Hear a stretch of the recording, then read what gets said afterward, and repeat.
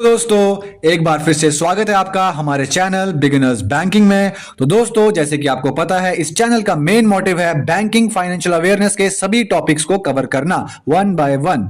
दोस्तों आज हम करने वाले हैं quantitative tools of the monetary policy. कैसे आरबीआई इन टूल्स का यूज करके हमारे देश की महंगाई को कम या ज्यादा करता है। तो दोस्तों आज हम जानने वाले हैं सबसे पहले दो tools, repo rate and reverse repo rate. Most confusing topic होता है ये मोस्ट ऑफ द स्टूडेंट्स का, इसलिए आज हम इसे विद एग्जांपल्स एंड बहुत ही प्यार से समझेंगे। तो दोस्तों please please please please and तक बने रहिएगा, पूरा यकीन रखिएगा कि आपको ये टॉपिक समझ आएगा। स्टार्ट करते हैं बिना टाइम वेस्ट किए। तो दोस्तों सबसे पहले आप देख सकते हैं यहां पे स्लाइड नंबर 1, रेपो रेट। दोस्तों एक आम भाषा में अगर मैं कहूं तो repo rate is the rate at which RBI gives loan to commercial banks. Repo rate वो रेट ऑफ इंटरेस्ट होता है जिस पर आपका सेंट्रल बैंक यानी कि reserve bank of India loan provide करता है कमर्शियल बैंक्स को। उस रेट ऑफ इंटरेस्ट को या वो ब्याज जो आरबीआई बैंक से लेता है जब वो उन्हें लोन देता है उसे कहते हैं repo rate. Loan is given against government securities, लेकिन जब वो लोन लेते हैं बैंक्स आरबीआई से तो उसके बदले वहां पे कुछ कोलैटरल जिसे कि हम कहते हैं गिरवी, वहां पे कुछ सामान रख देते हैं, उसे कहते हैं गवर्नमेंट सिक्योरिटीज। ठीक है दोस्तों, अब मैं आपको इसी चीज को पहले कॉन्सेप्ट इसका क्लियर कर देते हैं, फिर उसके बाद हम इन पॉइंट्स को वन बाय वन करके क्लियर करते हैं। ठीक है दोस्तों, सबसे पहला टॉपिक है रेपो रेट। देखिए मैं हर बार मैं आपको ऐसे ही स्लाइड से समझाता हूं ताकि अच्छे से समझ आ जाता है। ठीक है, सबसे पहला हमारा RBI reserve bank of India है दोस्तों, ये हमारा बैंक है, कोई भी बैंक आप एग्जांपल मान लीजिए। उसके बाद ये हमारी मार्केट है।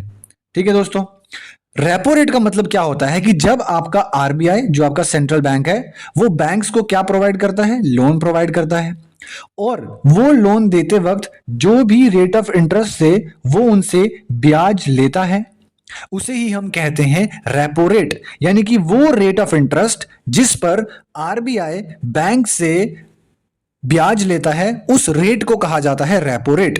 और सबसे इंपॉर्टेंट बात यह होती है कि ये जो रेट ऑफ इंटरेस्ट होता है ये ओवरनाइट लिक्विडिटी होती है। ओवरनाइट लिक्विडिटी इस टर्म का क्या मीनिंग होता है दोस्तों?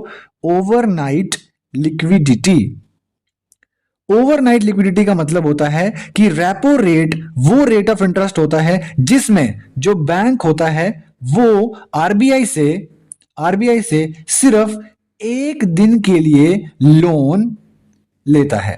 ठीक है दोस्तों, इसमें बैंक आरबीआई से सिर्फ और सिर्फ एक दिन के लिए लोन लेता है, उससे ज्यादा का नहीं। यानी कि आप एक दिन कह सकते हैं या 24 आवर्स कह सकते हैं, 24 घंटे के लिए सिर्फ वो उनसे लोन लेता है। ठीक है दोस्तों, इस तरीके से आपका रेपो रेट जो है वो यहां पे खत्म हो जाता है। दोस्तों इतना आसान और इतना इजी टॉपिक है। अब हम नेक्स्ट पॉइंट्स को क्लियर करते हैं। देखिए, used when banks need funds, यानी कि इसकी जरूरत बैंक को तभी पड़ती है जब उन्हें फंड्स की जरूरत होती है। अब यहां पे देखिए सबसे इंपॉर्टेंट ये पॉइंट है, higher repo rate loans become costly, inflation decreases. देखिए इसका क्या मतलब है कि जब आरबीआई बैंक को लोन देगा लेकिन वो रेपो रेट को इंक्रीज कर देगा, यानी कि वो उस रेट ऑफ इंटरेस्ट को जो वो बैंक से लेगा उन्हें बढ़ा देगा। तो जब बैंक मार्केट में अपना लोन लोगों में इन्वेस्ट करेंगे तो वो भी उन्हें हाई रेट ऑफ इंटरेस्ट पे लोन देंगे, यानी कि वो भी लोगों को हाई रेट ऑफ इंटरेस्ट पे लोन प्रोवाइड करेंगे। अगर वो मार्केट में हाई रेट ऑफ इंटरेस्ट पे लोगों को लोन देंगे तो लोग जो होंगे वो कम हो जाएंगे, यानी मार्केट के अंदर पैसा जो है वो कम हो जाएगा। और जब मार्केट के अंदर पैसा कम हो जाएगा जिसे हम कहते हैं स्पेंडिंग। ठीक है दोस्तों, जब मार्केट में पैसा कम हो जाएगा तो स्पेंडिंग भी कम हो जाएगी, लोग कम पैसा खर्च करना शुरू कर देंगे। और जब पैसा खर्च कम होगा तो ऑटोमेटिकली जो आपकी चीजों के दाम होंगे, यानी कि जो आपके गुड्स के प्राइसेस होंगे वो भी क्या हो जाएंगे, वो भी डाउन हो जाएंगे। तो इस तरीके से रेपो रेट को बढ़ा देने से, मतलब इसमें सबसे इंपॉर्टेंट पॉइंट क्या है जो समझना जरूरी है कि रेपो रेट को इंक्रीज कर देने से आपका जो इन्फ्लेशन होता है वो डिक्रीज हो जाता है। क्या कहा मैंने? रेपो रेट को इंक्रीज करने से आपका जो इन्फ्लेशन है वो क्या करता है दोस्तों? वो डिक्रीज हो जाता है। सबसे इंपॉर्टेंट पॉइंट यही है। अब सेम इसी का इनवर्स, अगर रेपो रेट को डिक्रीज कर दिया जाएगा, ठीक है, देखो कैसे है, प्रोसीजर क्या है, रेपो रेट डिक्रीज हो गया, जैसे ही रेपो रेट डिक्रीज हो गया तो बैंक्स को जो लोन है वो सस्ते रेट ऑफ इंटरेस्ट पे मिलेगा, यानी कि लो रेट ऑफ इंटरेस्ट पे मिलेगा। अगर बैंक को आरबीआई से कम रेट ऑफ इंटरेस्ट पे लोन मिलेगा तो आगे लोगों को भी कम रेट ऑफ इंटरेस्ट पे लोन मिलेगा, और जब लोगों को कम रेट ऑफ इंटरेस्ट पे लोन मिलेगा तो मार्केट में जो पैसा है वो ज्यादा हो जाएगा, क्योंकि ज्यादा लोग लोन लेने के लिए आएंगे, और जब मार्केट में पैसा ज्यादा हो जाएगा तो आपकी चीजों की जो प्राइसेस होंगी वो भी ऊपर हो जाएंगी, बढ़ जाएंगी। इसलिए जब रेपो रेट नीचे हो जाता है यानी कि घट जाता है तो आपका जो इन्फ्लेशन होता है वो क्या होता है, वो बढ़ जाता है। यही दो पॉइंट यहां ऊपर एक्सप्लेन किए हुए हैं। हायर रेपो रेट से लोन जो है वो कॉस्टली हो जाता है और इसलिए आपका इन्फ्लेशन जो है वो डिक्रीज हो जाता है। और जब हम बात करते हैं लोअर रेपो रेट की, जब हमारा रेपो रेट लोअर हो जाता है तो लोन जो है वो सस्ते हो जाते हैं। यहां पे लोन महंगे हो जाते हैं, कॉस्टली, लेकिन यहां पे सस्ते हो जाते हैं तो इन्फ्लेशन क्या हो जाता है, डिक्रीज हो जाता है।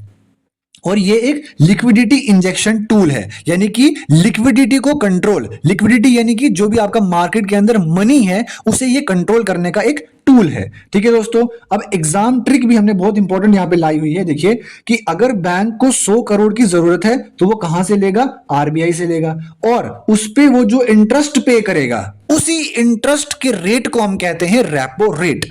अब हम नेक्स्ट बात करते हैं आपके मोस्ट इंपॉर्टेंट, इसी का एक इनवर्स टाइप होती है जिसे कहते हैं रिवर्स रेपो रेट। अब आप ध्यान से समझिएगा, ध्यान से, बहुत प्यार से।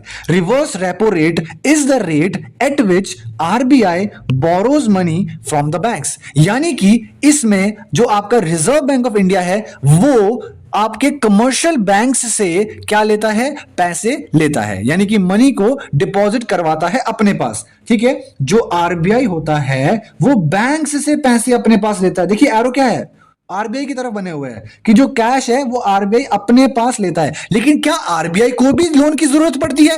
बिल्कुल नहीं दोस्तों, आरबीआई को लोन की जरूरत नहीं पड़ती है। यानी कि बैंक्स के पास जो कैश होता है वो एक्स्ट्रा हो जाता है, ज्यादा पैसा जमा हो जाता है, इसलिए वो आरबीआई को पे करते हैं। लेकिन आरबीआई को पे करने से उन्हें क्या फायदा होगा? आरबीआई को पे करने से उन्हें यह फायदा होगा कि आरबीआई उन्हें उसके ऊपर ब्याज देगा, यानी कि रेट ऑफ इंटरेस्ट लगाएगा। जितने समय के लिए उनका पैसा आरबीआई के पास रहेगा तो जब आरबीआई वो पैसा उन्हें वापस करेंगे तो वो उन्हें उसके ऊपर ब्याज देंगे। इसलिए जो बैंक्स होते हैं जब उनके पास एक्स्ट्रा कैश डिपॉजिट हो जाता है तो वो उसे आरबीआई को दे देते हैं। अब हम बात करते हैं रिवर्स रेपो रेट की, कि जो रेट ऑफ इंटरेस्ट जिस पर बैंक्स को आरबीआई से रेट ऑफ इंटरेस्ट लगाकर ब्याज मिलता है उसी रेट को हम कहते हैं रिवर्स रेपो रेट। यानी कि अगर हम यहां पे आसान भाषा में समझें तो जब आपका जो आरबीआई होता है वो बैंक को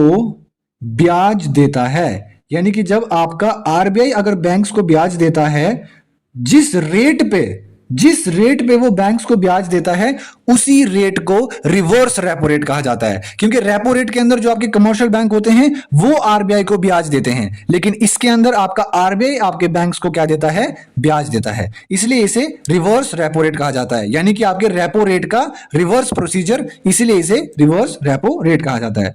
बैंक्स जो होते हैं वो अपने एक्स्ट्रा मनी को आरबीआई के अंदर क्या करते हैं, पार्क करते हैं, डिपॉजिट करते हैं। Used when there is excess liquidity in the market, यानी कि जब मार्केट में पैसा बहुत ही ज्यादा हो जाता है उस समय इस रेपो टूल का यूज किया जाता है ताकि मार्केट में पैसा इंक्रीज हो सके, ताकि मार्केट में पैसा और ज्यादा आ सके। ठीक है, अब इसका सेम जैसे हमने ऊपर पढ़ा ना कि कैसे रेपो रेट को बढ़ा देने से और कैसे रेपो रेट को घटा देने से मार्केट में पैसे का कंट्रोल जो होता है वो मतलब कंट्रोल किया जाता है, पैसे का फ्लो। उसी तरीके से जब रिवर्स रेपो रेट को क्या कर दिया जाता है, हाई कर दिया जाता है। अब जब मान लीजिए आप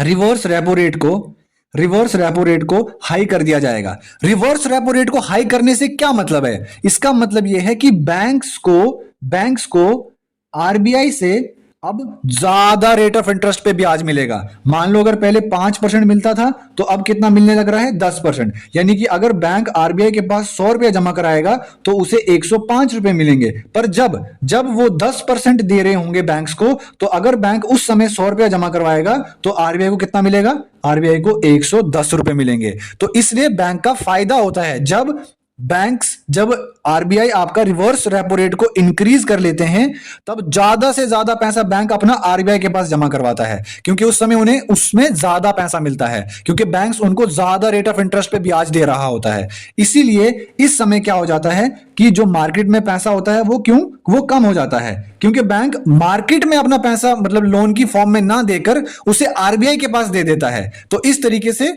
आपका जो मतलब कि मनी होता है मार्केट के अंदर वो डिक्रीज हो जाता है जब आपका रिवर्स रेपो रेट क्या हो जाता है, हाई हो जाता है।